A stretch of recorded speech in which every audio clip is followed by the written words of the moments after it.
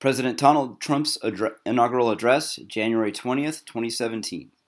Chief Justice Roberts, President Carter, President Clinton, President Bush, fellow Americans, and people of the world, thank you.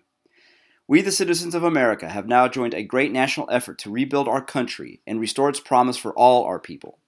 Together we will determine the course of America for many, many years to come.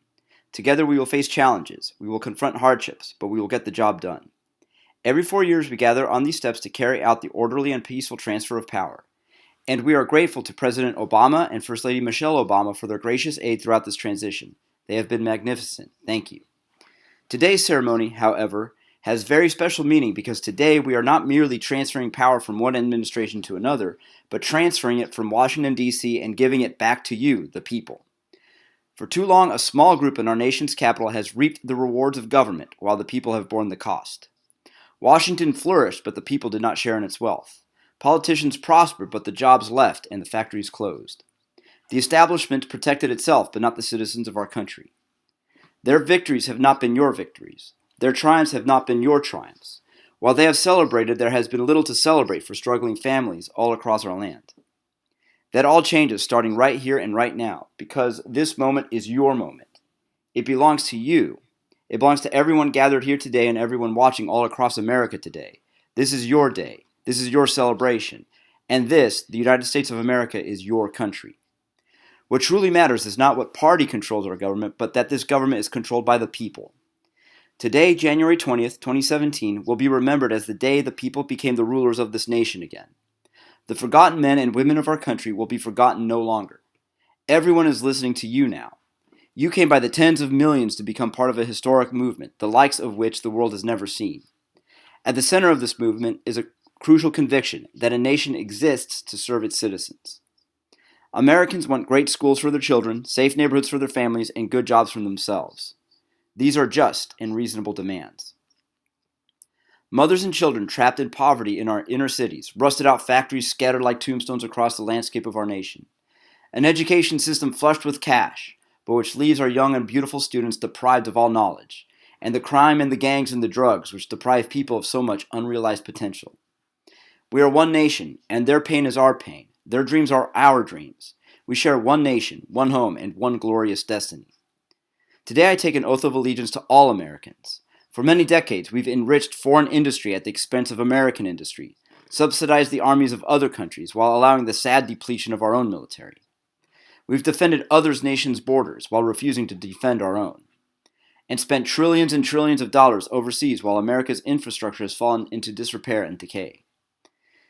We have made other countries rich while the wealth, strength, and confidence of our country has dissipated over the horizon.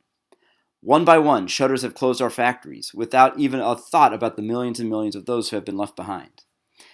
But that is the past, and now we are looking only to the future.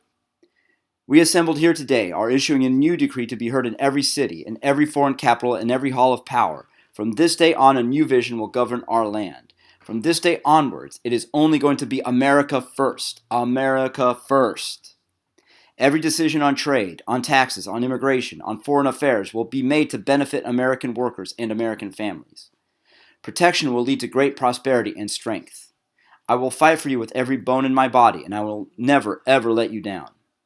America will start winning again. America will start winning like never before. We will bring back our jobs. We will bring back our borders. We will bring back our wealth. We will bring back our dreams. We will bring new roads and high roads and bridges and tunnels and railways all across our wonderful nation. We will get our people off welfare and back to work, rebuilding our country with American hands and American labor. We will follow two simple rules: buy American and hire American. We seek goodwill with the nations of the world, but we do so with the understanding that it is the right of all nations to put their nations first. We will shine for everyone to follow. We will reinforce old alliances and form new ones, and unite the world against radical Islamic terrorism, which we will eradicate from the face of the earth. At the bedrock of our politics will be an allegiance to the United States, and we will discover a new allegiance to each other. There is no room for prejudice. The Bible tells how good and pleasant it is when God's people live together in unity. When America is united, America is unstoppable. There is no fear, and we are protected and will always be protected by the great men and women of our military, and most importantly, we will be protected by God. Finally, we must think big and dream even bigger. As Americans, we know we live as a nation only when it is striving. We will no longer accept politicians who are always complaining but never doing anything about it. The time for empty talk is over. Now arrives the hour of action. Do not allow anyone to tell you it cannot be done. No challenge can match the heart and fight and spirit of America. We will not fail. Our country will thrive and prosper again. We stand at the birth of a new millennium, ready to unlock the mysteries of space, to free the earth from the miseries of disease, to harvest the energies, industries, and technologies of tomorrow. A new national pride will stir ourselves, lift our sights, and heal our divisions. It's time to remember that old wisdom our soldiers will never forget, that whether we are black or brown or white, we all bleed the same red blood of patriots.